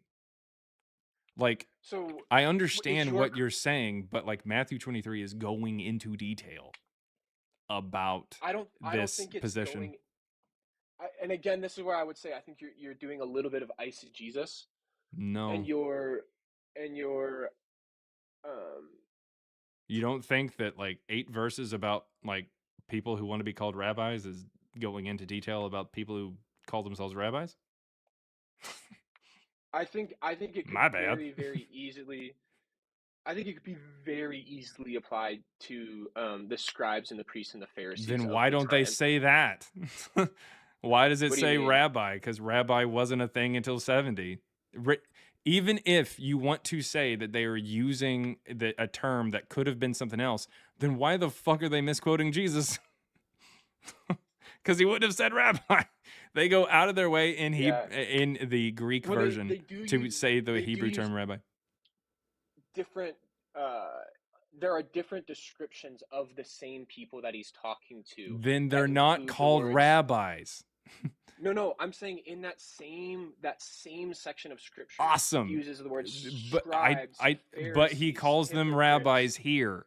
I don't care about what other terms he's using there. He could have continued to use that if he said something other than rabbi. If he continued to talk about the Pharisees, he could call them Pharisees. If he was continuing to call them scribes, he could call them scribes. If he was talking about a high priest, he can call him high priest or something like that. But he specifically, apparently, according to Matthew 23 and the oldest codices for the New Testament, it goes out of its way in Greek to use the Hebrew term rabbi multiple times. So again, Right. I'm telling you, either A, it's an anachronistic story and it's therefore bullshit, or B, they're misquoting Jesus and putting something from their time into his mouth that he did not say. Okay, so part of the issue is with this passage in particular, I think you're ignoring some of the broader context and zeroing in on the one word that makes your point, which is fair. Because You're it's making- anachronistic. I don't care about. You didn't ask about the guy in the 1960s on whether or not he like had perfected time travel. You didn't care about whether or not this guy was some like crackpot inventor who we didn't know about until much later or something like that, or like was the precursor to Steve Jobs 40 years later. You didn't care about the context when I told you if I told you about a guy in the 1960s with an iPhone, you would know that story's bullshit, and you agreed to that because the iPhone is anachronistic. I don't care about the context. I don't care about the context of how Lehi or Nephi has a steel bow. It's anachronistic in pre-Columbian America. I don't care. Who cares how he got the bow? It's not a thing. Who cares? Right, and the so rest of this story doesn't matter if rabbi is not a term that doesn't show up for another 40 years after the rest of the all the context of this entire, like from verse 1 of chapter 23 all the way down here to verse, holy shit, this thing, 39, the entire chapter takes place, and this is true, 40 years before the first rabbi. What context suddenly makes this one word that is very problematic perfectly fine? So I think two things. First, I think the word rabbi being mixed in with the word Pharisee and scribe is not Incorrectly? is not the even if I grant you incorrectly, Is it correctly? The first rabbi shows up in 70. Do you have any evidence that it didn't? Because the rabbis say that it did. If it's a colloquial term that Where? exists in that region, then it's not a big deal. Okay, if it is. So where did you get that? It would be a theory of language idea. It's not necessarily explicit. Okay. So in other words, I don't have any like actual evidence for it, but I have a theory for what is the one thing that could potentially save this from being anachronistic. No. That's one of the things. The other thing. Okay, then what's the other evidence you have that this is not anachronistic? My second point would be that it is an accurate term to describe the kind of people Jesus was talking to, and so it's let me land this plane. It's A, true in what it's affirming, and B, it's mixed in with those same words, and so it's. What do you mean mixed? What do you mean mixed? Who mixed it? He goes back and forth between scribes and Pharisees and who is mixing it? The people that are writing it. Okay, so they're mixing a term that shows. That's. And so I'm saying you're doing a terrible job of digging your own grave because you keep going back to the exact same problem.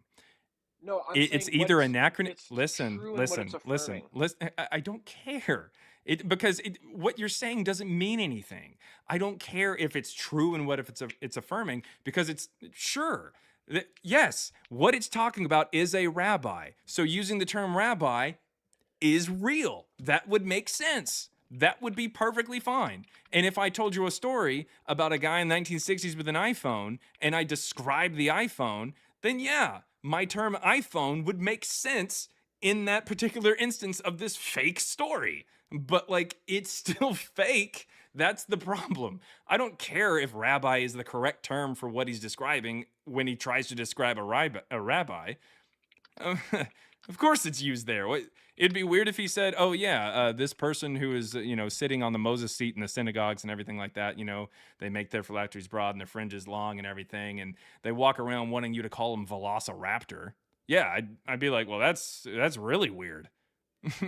He's describing rabbis and they use the term rabbi. Of course, it makes sense within the context of a fake story about rabbis. But or somebody talking about rabbis. But nevertheless, at the very least, this is a misquoting Jesus because he wouldn't have said that in 30. That's the problem. It's either a misquotation and they're just throwing in a word that means something to them at the time of writing, which now completely poisons the well, and now we don't have any way to know whether or not this is like a legitimate like quotation of Jesus, because they're just all willy-nilly throwing in modern terms into this and like talking about modern concepts and stuff and changing words and adding things that he didn't say, or it's an anachronistic story. Like that's what the Mormons try to do when they talk about like when it says horses in the Book of Mormon in pre-Columbian America that people rode on, these Jews that came over in a tree trunk submarine from the Middle East over to America in 2000 and then later on in 600.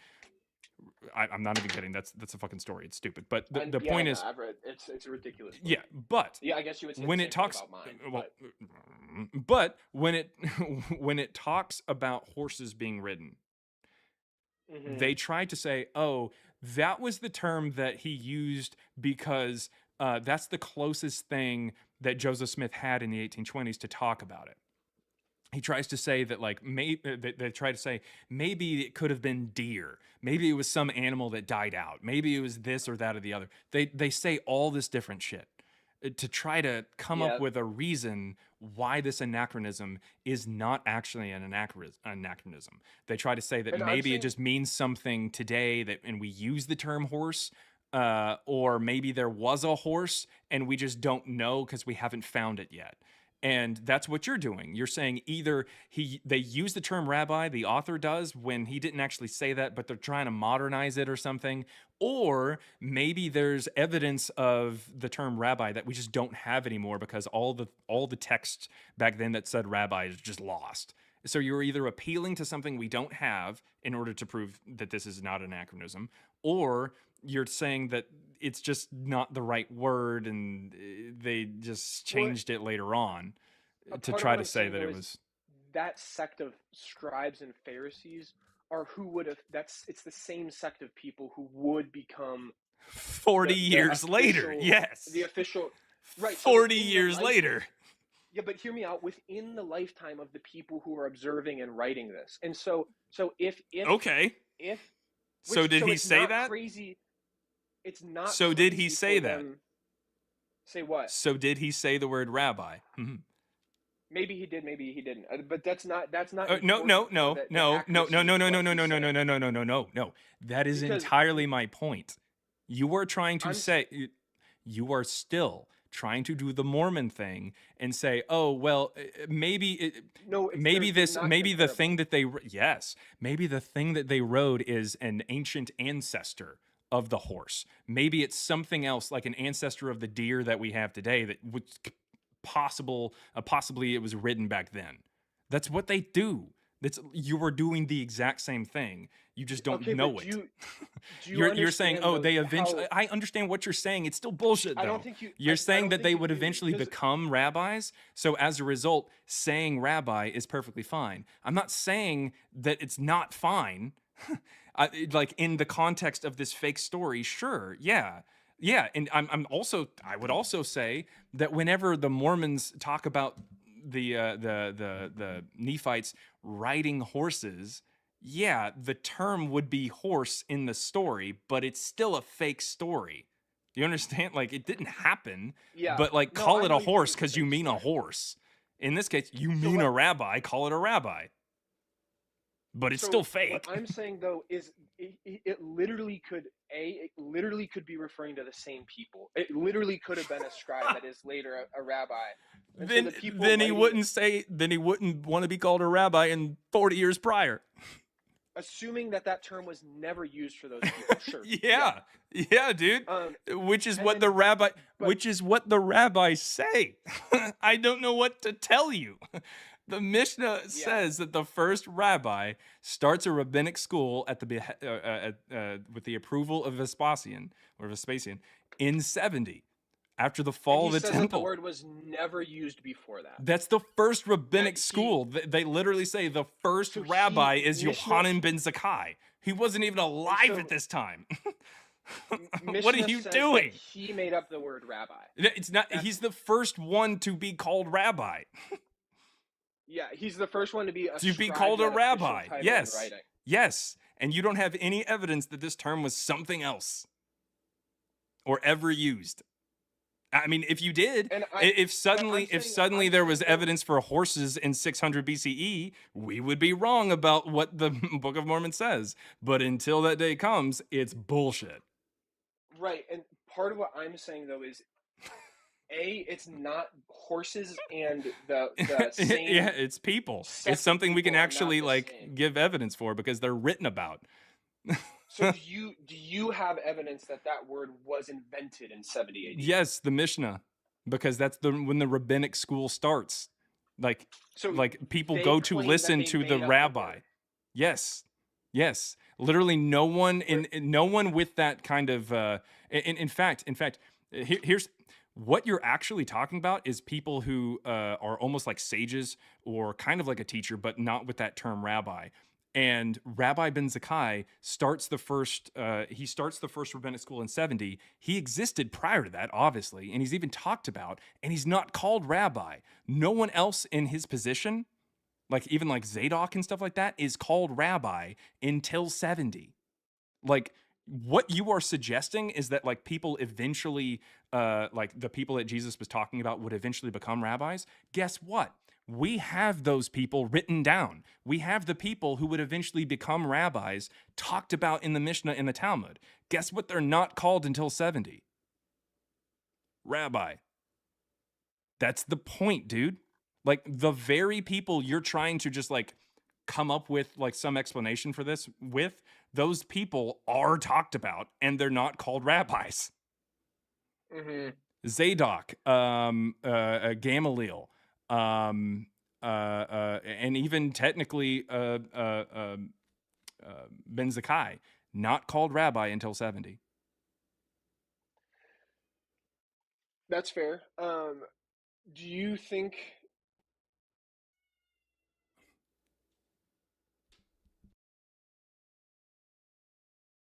If you're off the app, I can't. When you go off the app, I can't hear you.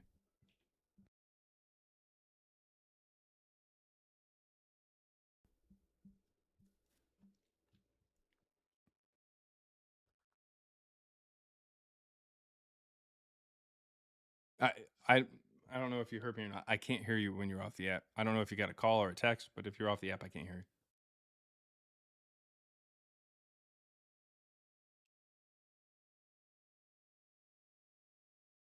you. I mean, I don't. I mean, it still shows that he's here. He's just off the app or something.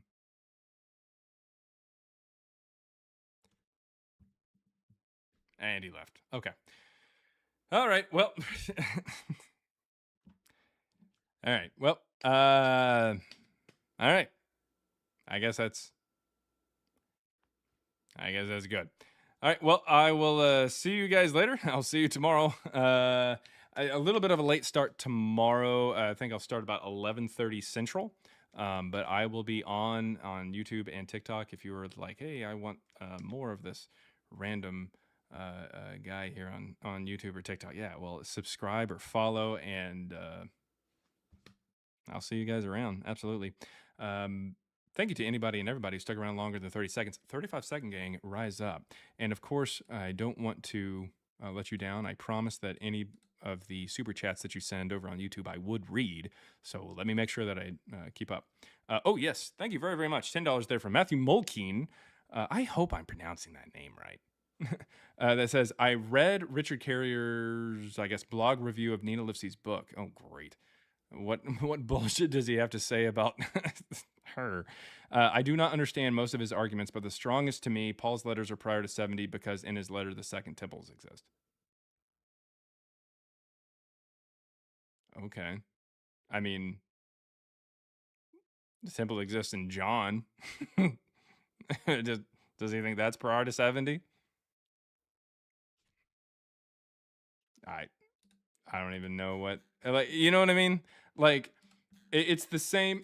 He gives the same reason for like fucking First Clement. Like he's like, oh, it must be prior to 70 because the temple is mentioned. Oh, okay. Like, you know what I mean? Like, it's just dumb. Like, cool. Like, because people don't understand how to put someone back in the past, do they?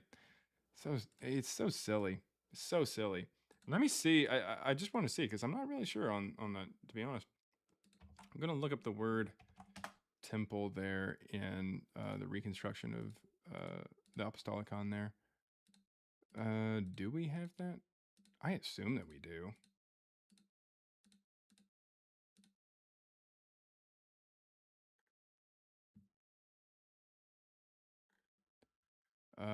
There's a couple mentions there, but that's not the actual temple. Let's see, the body is, but it's for the body as the temple is for God, and the God the temple. Yeah, it's still talking about temple.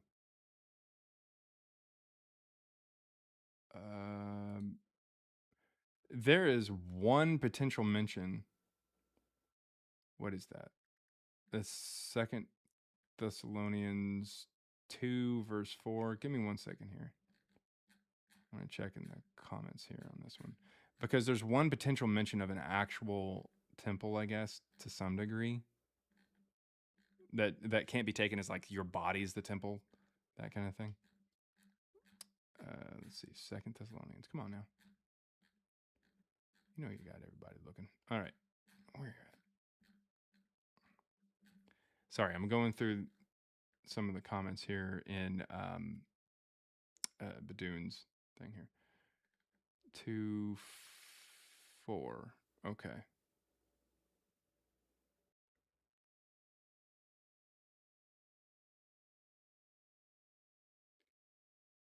Personal fault, man of lawlessness. What?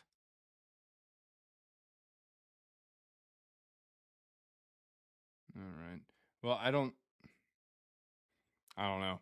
There's a potential mention of like the temple and like talking about it to some degree in the Apostolicon, like the Badoon's reconstruction of Marcion's work, but it's not great.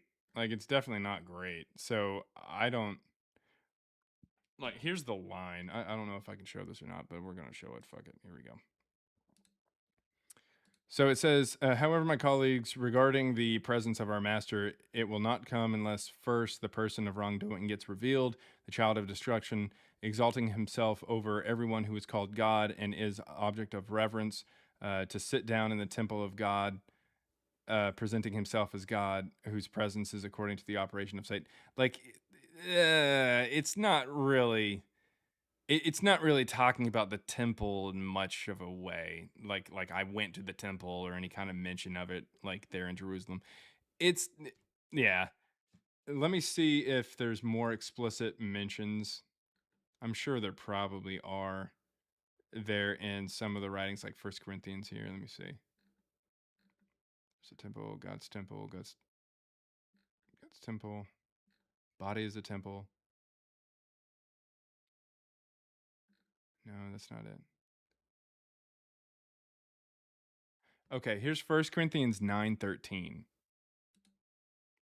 So 1 Corinthians 9:13, it says, do you not know that those who work in the temple service get their food from the temple, and those who serve at the altar share in what is sacrificed on the altar? So that is 9:13. And if we go to 1 Corinthians in the Apostolicon, we're looking for 9:13. Let's see. Here is 9. Let me see if I can make this bigger for you guys. There's 9. We have verse 10 and 14. Nope. It's not in there. Who'da thunk it? The people who are trying to put Paul back early in the 1st century are the people after Marcion. Yet again, Carrier is tripped up on this. I mean, I don't know if the guy's stupid or not. Like, sincerely, I thought like, okay, like he's just wrong, but he's like a smart guy. He might just be stupid, because if he understood at all what Livesey is saying that these texts are written in the 2nd century because of what the earliest iterations of them are. She's like good friends with Badoon. So like, what? Like, he's like, oh, but like, if you look at this version that you're not talking about, it says that it's in the 1st century. Great, cool. Thanks, Richard. Share with us other things that don't have anything to do with what we're talking about, dick. Like, seriously. Like, Nina isn't talking about that. That's such a waste of time. Thanks, Carrier. Anyways, $2 there from Matthew Milking says, seeing your thoughts, and yes, you say, seeing your thoughts, and yes, you say my last name correct. Oh, okay, thank you very much, Mulking. And then $1.99 from Salty Crab Guy saying, support the late night YouTube stream. Oh, thank you very much for supporting the late night YouTube stream. Yeah, I'm trying. There on TikTok, we got some people over there, but it proves the term rabbi existed prior to temple day. I don't even know what that person's talking about. What? What is this person talking about? Okay.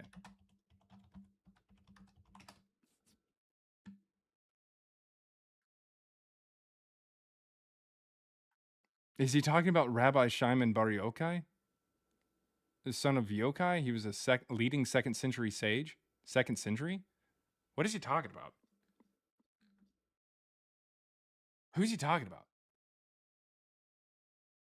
What is happening? I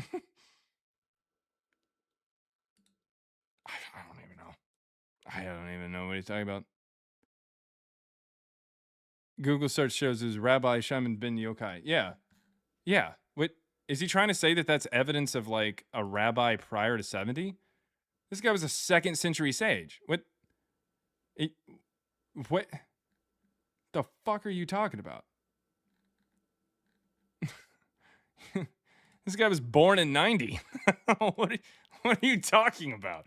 Anyways, I'm not even going to dignify that with any more of a response. All right. But anyways, the point is, Carrier was going off apparently against Nina Livesey and her understanding that Paul's books show up in the second century, these Pauline epistles. And he pointed to shit that is added and not in the version of the book she's talking about to say that it's not from the second century. All right, cool. Sweet. Thanks. Anyways, let's see.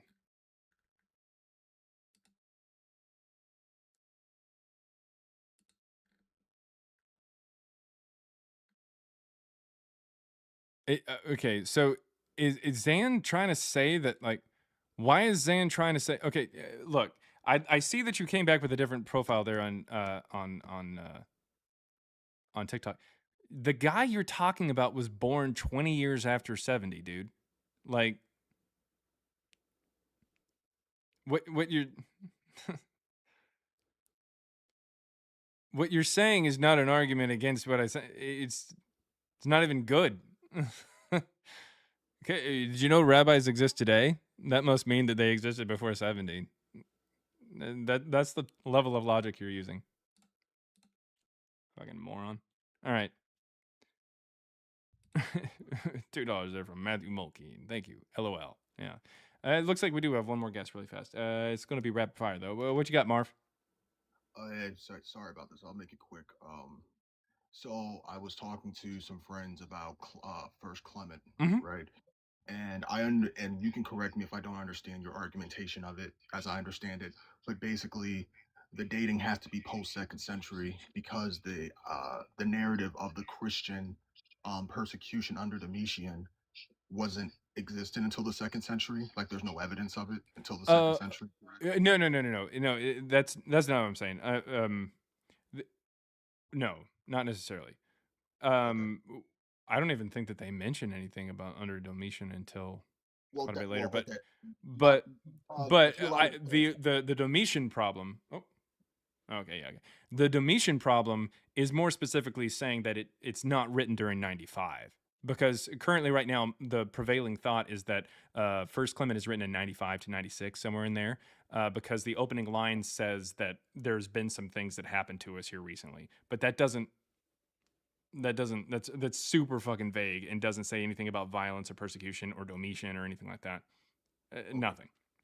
Okay. But Yeah, it's yeah. taken to mean that because people want it to be early, and it could be under Domitian. But I mean, there's people that I've heard that said that it could be talking about things that happened under Nero. Like, why Yeah, it would be Domitian is beyond me.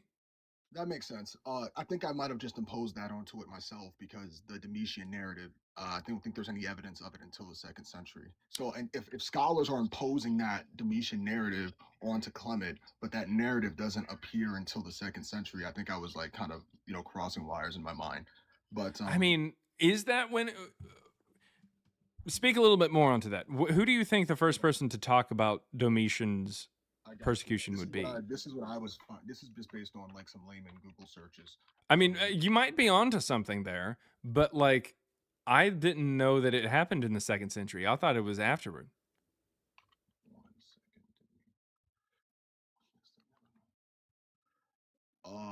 So the first explicit guy I could find was Melito of Sardis. Okay, Melito and of that's Sardis said that. And yeah, he's like late second. like late second, and he mentions Nero and Domitian, wanted to slander Christian teachings, or like whatever, something like that he was cruel to Christians. And basically, to me, if that is like the first mention of that narrative, why, and there's no evidence of it prior, and there's no evidence that Domitian even persecuted Christians, then there'd be no reason to date First Clement to any time during Domitian's reign or Nero's reign, as there really isn't evidence of that either. But yeah, yeah. So he would be the first. He, in Apology,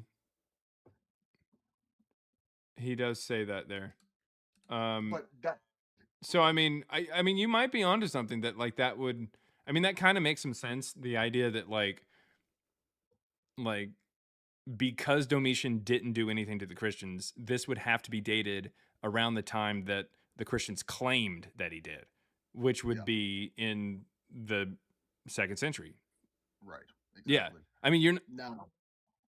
Yeah. I mean that logically follows. Yeah. Yeah. Now to further on to this, right?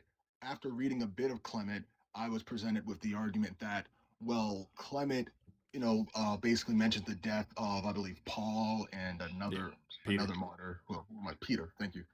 And basically, when I was discussing this, if you believe the church narrative, or Christian believes the church narrative that Peter and Paul died like in the mid 60s in the 1st century, and they also allege that the temple is still around because Clement does mention like kind of like the sacrificial temple, right? Like whatever. Like it's like a one mention where it kind of sounds like exactly. Sacrifices in the temple. That would basically put Clement within like a 5-year specific window at best, right? In the before 70 and like between like 65 and 70. Yeah, it'd be a 5-year window. Yeah. But and that could be acceptable now, regardless if you have that straight dating. There's a bunch of issues with the letter, meaning it's anonymous and all that trash, and there's mentions of Clement in a 2nd century apocrypha and all that, right? Yeah. But is there any reason, like within the text of Clement, that you're aware of that you wouldn't date it to like before 70 or 65? Like, is there anything that would just make that not make sense to you? Within the text? Yeah, within the text or outside the text, historical, whatever you would say. So, first of all, it would somehow be the first reference to Paul that we get, and we don't get shit on this guy for another 80 years. Also, I'd like to point out that we don't have anybody even mentioning this letter until like 180, like with Irenaeus. Right. On top of that, I think you made a pretty good point there for, the fact that this claim about like Domitian would need to be there, but that's if you're connecting it to Domitian and not Nero, I guess. Right. Yeah. And you run into the same problem with Nero because there's still no evidence for, it's just a very unspecific letter in general. Like you can't really connect it to any actual historical events other than what the church history says. And we know that the man who wrote the church history is a very biased, ahistorical man who outright fabricates things, right? Oh, right. As Gray said there on TikTok, Litva has a video on it where he puts it firmly into the 150s. I'll check it out then. Yeah. Now, if you're opening it up to the potential of stilometry helping, it's a composite letter that shows up alongside writings from the 150s. So, man, I was talking to somebody about the stilometry and trying to convince them that it was composite. Like they were not hearing it at all. Like they were just reading it like I mean, it's a complicated argument to make, I'm not identifying it. Part of the problem with it is that when stilometry gets brought up, the people who speak out against it are people who aren't data scientists and don't know shit about it. They don't know how it works really. But then the people who actually do say, hey, let me actually take a look at this and actually dig into this and see if it actually works, they find that it works really well. There's a lot more than just like throwing some things onto a text and just hitting a button though. Like there's more to it. And even the mathematician behind it, at least the distance formulas that we used, Macy Jeter, Dr. Reeder, in a recent interview where they were definitely talking about like me and Matthew, my co-author, they were making pretty explicit allusions to us. Eater knows about us. We've never talked to him directly, but Eater does know about us. So he said that there's nothing inherently wrong with trying to date things using stellometry, but you have to take a look at this and understand that it's looking at authorship, it's looking at style of writing and stuff, but you also have to go into it with an understanding of how history works. Or like what we have in history, like an understanding of history alongside the data science. And that makes sense. You can't just take a look at the dendrogram and just say, oh, this is this timeline. Like, it's not going to tell you a timeline. Like, you have to understand the history behind it. And unfortunately, the people who study the history, these scholars on religion and stuff like that, that circle does not generally overlap on the Venn diagram of religious scholars and data scientists. They don't generally overlap a lot. And so when you're out there talking about these things, when you're talking about First Clement, if you bring up stellometry talk about anything, a lot of people who are used to just having a purely religious conversation, especially people who are used to having a theological conversation, they're not. It's lost on them. They're not really gonna get it, and they'll probably, their first instinct is to doubt it, because they're like, wait, you're bringing in math into like an understanding of like what I see to be like divine. And it's like, it's not gonna work. I'll just say, like, last comment is that, you know, kudos to you for even having the patience to discuss this, because with my Christian friends, when I discuss this with them, it basically becomes like a chain reaction of like discrediting fraudulent evidence, and they seem to take that. I noticed that when people who debate you, that you're setting them to an impossible standard, but they'll never consider that every single piece of evidence they have is just wrong. Like none of what they actually have makes any sense. And to go through each and every single part of it and tell them, no, that actually doesn't count, this doesn't count, this doesn't count, it's a mentally exhausting endeavor. So yeah. Yeah, I think, truth be told, there are some people who have in the past made not decent arguments for what I talk about, but like have put up enough of a fight to where I could say that like a certain concept or a certain thing that I talk about at a certain point is like maybe a moot point, or just like a domino that you can stack up and it doesn't lean one way or another. Yeah, every once in a while that happens. But even if that happens, even if I go through every hopefully you can still see me because it says I got bars there. Hopefully. Yeah, you're good. Okay. Well, even if every single point that we go through is just a moot point, or something that like is not necessarily like I don't win the argument or someone else doesn't win the argument, it's just like a domino that just lines up or something like that, or it stands up and doesn't fall either way. Even if that happens with a ton of arguments or a ton of conversations that we have or a ton of topics that we go over or points that we go over, at the very least, the person I'm talking to starts to realize that, or is forced to realize, that their belief is built on a house of cards. It's not actually as good or as sound as they thought that it was before. That's Right. the issue. Yeah. I must be exceptionally unlucky then, because the guys I talk to won't even like accept that the testimonium flabby whatever is fake. They'll never accept it. They'll never move. It sucks. But that's all I got for you, man. It's late as hell over here, and I appreciate your time. All right. Well, thank you very much for coming up, man.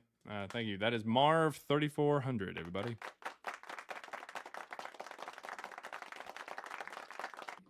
All right. Yeah, cognitive dissonance is hard. You're right, Dr. Jimmy. It's tough. It really is. And I think,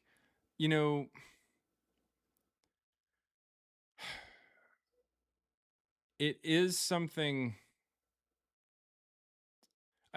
Where did I hear some? Oh, Cash, one of my friends, Cash, here on TikTok, he sent me a video not long ago, maybe last week or something. I think it was sometime last week. He sent me a video, and he said, "What are your thoughts on this?" And it was a video made by, I think, an atheist person. I'm pretty sure, but they were talking about how there's this big question mark within like the deconstruction community of like what to do, like whether or not this is beneficial for society, because apparently there are some atheists who believe that religion is necessary, because think about this for a second. Think about your own life for a moment. If you've deconstructed, I'm speaking to you specifically, the people who have deconstructed from religion. If you were capable of thinking, hey, I walked away from this religion and it may have taken a while, it may have been stressful, and it may still be stressful, but I either worked out, you know, my issues there, or I'm currently working on them and I'm doing okay. I'm not falling completely apart. But there's other people who didn't do that. There's other people who are absolutely falling apart. Some of you in the chat may be deconstructing and absolutely falling the fuck apart. And I feel for you. I really do. I can tell you right now that I didn't go through that. So I don't know exactly how that feels. Like I had moments like that kind of thing, but I didn't, like Matthew, he tells me from time to time, he's like, out of all of the people that I have seen kind of go through that kind of deconstruction period and stuff like that, like you didn't have that like existential crisis or something. And I'm not tooting my own horn. It's just me. Like it's just kind of how it happens. Some people don't go through it as bad as others do. That's just kind of how it goes. It's nothing about like how great I am or anything like that. It's just how I was wired. But the point is, um, the the thing is, some people can't, and you have to wonder what what do we do? We have to ask what do we do for those people who can't? Is it worth it to share truth about the reality and history with people who just their entire lives would fall apart if they learned about the truth? Is that really beneficial? And it's a serious question. It really is. But it's I don't know. It's something that I care about. Um, Honestly, what I want to say to anyone who is watching this live, who is Christian, who is religious in any sense, regardless of what religion it is, if you are watching this live right now, don't watch this unless you feel like you can either A, provide evidence for Jesus and Paul and change my mind on this, or B, actually like handle, like you feel like you could handle the truth. If what I'm saying is true, if I believe it's true. But if what I'm saying is true, you need to be able to handle the truth. Otherwise, we can't really have much of a conversation, and I don't want to have a conversation with you. If you are going to absolutely have a meltdown and potentially slip into a depression or something like that, no, man, don't do that. Don't do that. Don't let this be the cause for something much worse. I care about you. I do. Now, I care about the truth as well. I'm not going to let someone say, oh, hey, well, I watched your live and I got depressed because now there's no Jesus. I'm not going to stop doing the live because of that. I'm going to care about you, but I'm going to keep talking about the truth for those who care about the truth and can handle it. But nothing against you, man. But you probably shouldn't have buckled up for the ride. You probably should have got out of the car pretty early. That's how that works. But I do care. I do care, which is why I'm saying, please, exit the vehicle before we go too far, too fast. Now, maybe you can convince me to stop. Maybe you convince me to stop this car, but I doubt it. Sarah Ross, what you got in the way of brakes? What you got? Sarah Ross, you there? Sarah Ross, you're up here on the. You're up here on the live. Sent you an invite to unmute. You got to click the little microphone button because we can't hear you. She was yapping in the chat. She was talking now. I didn't hear her. Caesar. I just saw someone named Caesar. Sarah. Sarah Ross, are you there? You got to click the little microphone button. I don't know where she's at. Wait. Sarah Ross, okay. If you can hear me, we can't hear you. You have to click the little microphone button at the bottom. It says in the chat that you've been collecting proof for 7 years. I want to hear you, but I can't hear you. Sorry, let me see if I can send an invite. I just sent an invite for you to unmute. Sarah, you there? 7 years of silence. I've got the 7-year itch here. Come on.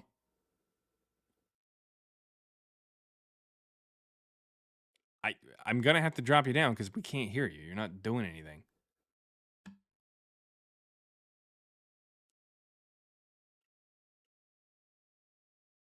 Did she mute herself? Like, here, let me send you all the invites I can to try to get you to pay attention to. And she disconnected. All right. Well, all right. Maybe it was not working too terribly well. If you're still here, Sarah, you can come up. She's still in the chat. I don't think she's in the chat anymore. Yeah, I don't see her in the chat. All right, Sarah. Well, you could have came up. I was waiting for you to talk, but you didn't say anything. So I don't know how to help you there. It's kind of on you. All right. Well, peace out, Girl Scout. I'll be down for some Thin Mints. I made her nervous. I didn't. Anyways, I'll see you guys tomorrow. Ridiculous. Just ridiculous.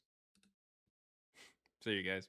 You've been you, and you've been Tube.